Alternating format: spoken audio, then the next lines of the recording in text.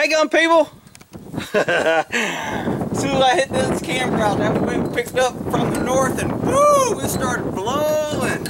I moved over here because it was blowing this way and now it just changed on me. Hopefully it'll die down, it'll just come up and won't be too bad. Did my video on the AKs. Missed a few things from the comments I kind of remember. If you watch the AK video, I forgot to talk about the rivets in the magazine set and the thickness. Some of the stamped metal is thick. I also had I've got a milled AK that I didn't bring out to show you the difference. Besides weight, it's a little bit smoother, it's tighter tolerances, probably a little more accurate, but probably more likely to jam. But I kind of left a few things out on the AK as I was listening to comments as people made comments. So anyway, it was a basic AK on. Hopefully you got a better idea if you're looking for an AK. So it's Saturday here, and it's about 60 degrees. The wind's coming from the north now. It was coming from the south, which is bringing in that warmer air, so it got hot yesterday. It got like 73, and the mosquitoes came out like a vengeance last night. I had to spray the horses down.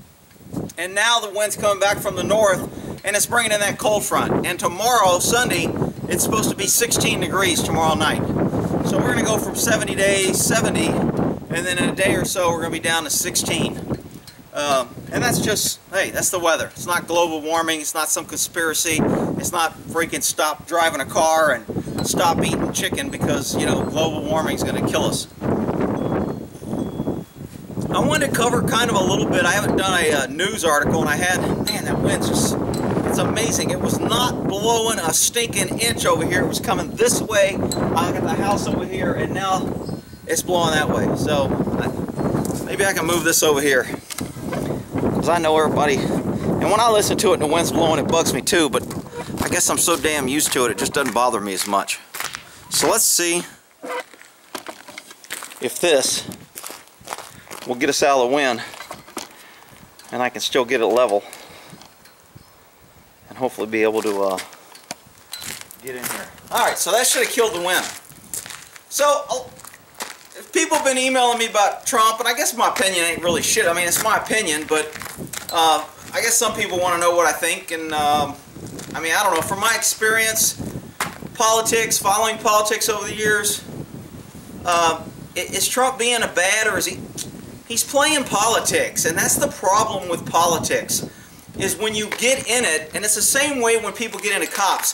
Guys get into cops and it's like, I'm going to do good, I'm going to protect people, I'm going to help people, I'm going to be the cop that, you know, that I don't hear about on the news and that everybody hates. And then you get into it, and the politics and the policy and the PC and the quotas and the, you know, it just beats you down, and you end up becoming part of what you came into to stop. And I mean, it's just the course of nature. It happens to everybody. Do you have to fight it? Yeah, I think you always have to fight evil. You have to always fight the easy way, because the easy way is normally not the right way.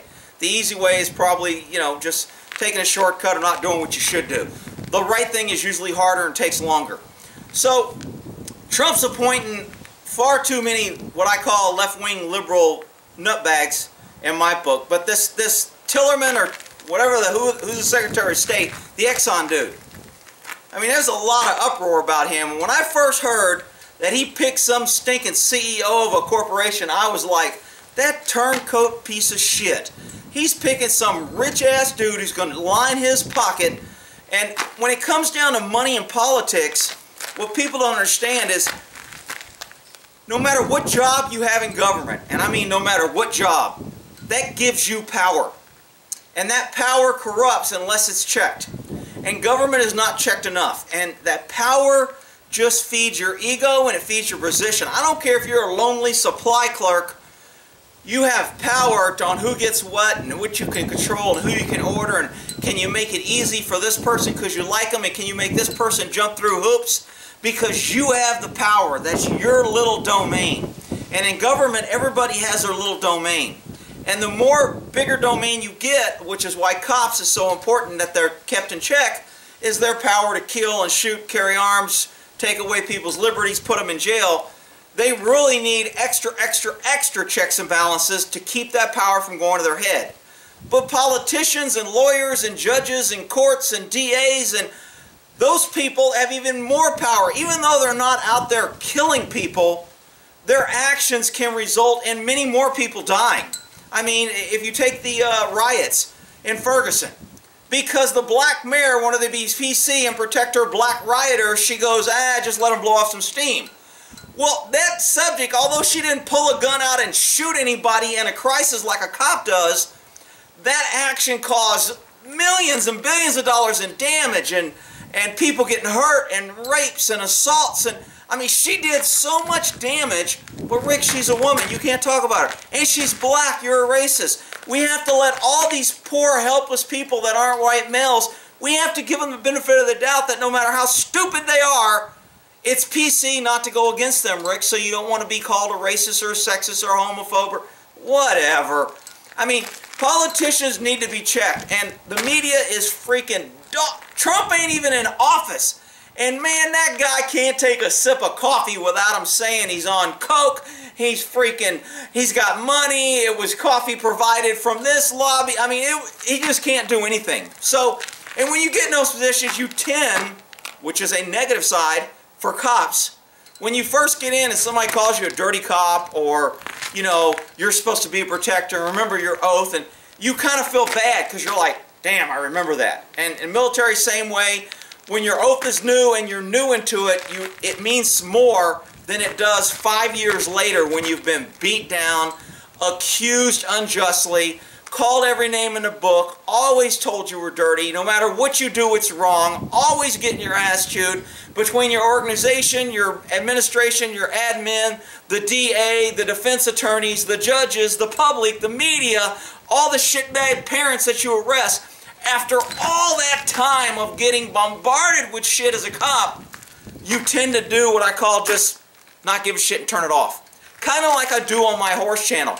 I don't do it so much on this channel, but I've been beat up over the years so much on my horse channel by these pansy-ass women that want to own a horse, baby it, and love it, and then when I tell them they're being pansy and they're making a horse dangerous and they're not doing no stay and they're being stupid, suddenly I'm a sexist and I'm this big, mad, mean guy. So I just totally ignore it. Now, not only do I ignore it, I tend to even poke them and act more sexist and say things that are sexist just to piss them off. So I'm sure as a politician, sometimes you just want to do it, and I did it as a cop. If I pull somebody over and they were like, you know, and it was always black people, always. You pull me over because I was black. Because black people can't do nothing wrong, and if you ever tell them to do something wrong, it's because of their color. So therefore they can do whatever they want, and nobody can say nothing. And then we wonder why the neighborhoods are turning shit and ghettos, and people are killing, and crime's out of control, and, well, you can't say nothing, Rick. You know, PC is taking over and remove common sense. So as a cop, I pull somebody over, you pulled me over because I was black. I go, no, I pulled you over because you're speeding. I'm going to write you a ticket because you're black. Oh my God, you're a racist. I would just poke them because I hate, it gets old getting accused of bullshit all the time when you know it's just not true. So I understand that Trump may be doing some things to maybe poke or to say, I don't give a shit. And appointing this guy Tillman as Secretary of State, is that good or bad? I mean, let's go back to the Chinese farmer. Maybe. We don't know. I mean, I'm not a fan of promoting a corporate dude who's kind of had money and who's the corporate world is cutthroat, just like politics. Follow the money, you know, cut your competition, win at all costs. All those phrases get in corporate politics, war, in cops as survival. So all the phrases stay the same, but I mean, they have different consequences when you do it. So, is this Secretary of State going to be great good? I don't know. Am I going to support him just because Trump picked him? Hell no. Am I going to say that Trump did the right thing just because he's Trump? Hell no. I'm telling you, if Trump gets up there and he don't secure this damn border and he don't... Now, so far, I got to admit, he's doing things in the right direction. The only thing that I really kind of question is... To me, a conservative is smaller government, less regulation, less government, more freedoms. And the liberals are absolutely opposite of that. More government is better, more taxes is better, less freedoms of speech. You can't do this, you can't carry a gun, you can't have a knife, you can't have pepper spray, you can't do this, you can't... Environment. Liberals are total opposite when I say liberal and conservative on what their core values are. Liberals are all about government's the answer, government's great, more government's better, more money, more taxes, support more government. If government ran everything, we'd all live great. We wouldn't have to do anything. We shouldn't have to work, shouldn't have to pay for schools, shouldn't have to pay for anything. We should just have everything provided by the great government, so therefore we need more government. That's liberal idiocy. So, and then conservatives, on the other hand, should be less government, control government, less regulation, put things at lower levels, make lower controls, make sure your local counties have control of their local schools, your local districts have control of their schools, not state, not federal. That's when you get into problems, and we've lost that conservative outlook on things, and Trump just isn't, he's not as mindful of government is bad, we need to shrink it, we need to kill regulations. We need to stop and fight down anything that gives government more power, adds regulation, etc. Now, he didn't say for every regulation he's going to pass, they need to get rid of 2. I like that, but, you know, if I got 1,000 freaking pennies and you go for every dollar you give me, I got to get rid of 2, okay, big deal. Which 2 pennies do you want? I got 1,000 of them. Here you go. So, I mean, it's a step in the right direction, but it's not good enough for me. And I mean, taxes, Republicans are already fighting them on taxes, and we need more tax. They want more taxes so they have more money so they can spend and make promises and give bonuses and charge, you know, their damn lobbyists more money to get them to pass their bills for them. That's why government wants money, because the more they have, the more control and power they have to control the lobbyists and the corporations and their friends and their political contributors. So, and I mean, I like that about Trump because he has money. And I mean, Hillary, would she spend $1.2 billion to try to get elected and lost? I mean, the fact that she spent $1.2 billion is just insulting to me. All the homeless and hungry, and they're talking about all this other crap, and you're going to spend $1.2 billion just to get elected to an office that pays, what, $400,000 a year? Okay, we call that a clue, okay? I mean, that's just simple logic. You don't spend $1 billion to get a $400,000 a year job. I mean, if you can't figure that out, then you need to get the hell out of here because you're way past learning. So, Secretary of State, is it a good pick? You know, in my opinion, it is what it is. I'm hearing some good things about this Exxon guy. Supposedly he's an American. Supposedly he believes in free enterprise. Hopefully he believes in not free enterprise only when it helps his business and Exxon. Hopefully he believes in free enterprise for the working people who are out there struggling, trying to make a living and pay their bills and getting beat down with taxes, with fines, with speeding tickets, with registration, with driver's license fees, with electrical, with a 911 tax on your phone, with this internet tax and that tax. Hopefully he will try to help the millions of people that have to fight that every day instead of the few people that in his corporations. What will he do? We don't know. Time will tell. But I mean, it's early for Trump. I know the media is beating him up. To be honest, I don't care. I like when the media watches government.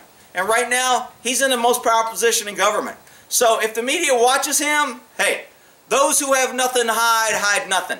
You know, I don't run around here and give a false name on my page. I'm not running around with a mask. I'm not saying things hidden to where I say what I say. I am who I am, and it is what it is. So those who have nothing to hide, hide nothing. So if Trump has a problem with the media picking apart his shit, then he's got something to hide. Because you know what? If he ain't doing nothing wrong, he shouldn't give a shit. He's supposed to work for the people. He's supposed to represent the people. And the people ought to know what the hell the government's doing so they can know what to vote, what to complain about, what to protest about, and what to push back on. I mean, it's so easy now because the liberal media has just been telling whatever Obama wanted to tell us, and the freaking liberals, to where we never knew, so people are running around in the dark saying, how can you fight what you don't even really know? I mean, they're up to so much no good, but we don't even know what to challenge them because they won't even tell us what they're up to. Now, is government ever going to be honest? No. I mean, that's fairy tale land. You might as well believe in Santa Claus if you think government's going to be honest. But, and speaking of Santa Claus, I digress. I was thinking of Santa Claus is the ultimate liberal government. Okay, here's my theory now. If Santa Claus came out at this date and time right now, it would come out from the liberals. And they would sell it as Santa Claus is government. And he provides everything to all his elves and they work for free. He never has labor problems. He doesn't have to deal with regulations. He's the government. He can do what he wants, and he just gets to fill up his bag of toys, and then he gets to fly around and give it to people, and people love him, and he doesn't have to worry about anything like health insurance or paying his bills or where his elves are going to live. None of that happens in liberal Santa Claus land, because Santa Claus, the government, is just running around making toys. He has free labor, and everybody gets shit free, and everybody lives happily ever after. And if you believe that shit, then you believe in freaking Santa Claus, which is why I say all liberals is a mental disorder, because they too damn stupid to believe. Hey, there goes little Cal's on the move. Where you going, little Mrs. Cow? Like, dude, we're heading back to the shelter. That wind's coming in. It's getting a little nippy out here. Alrighty, so we'll end that there.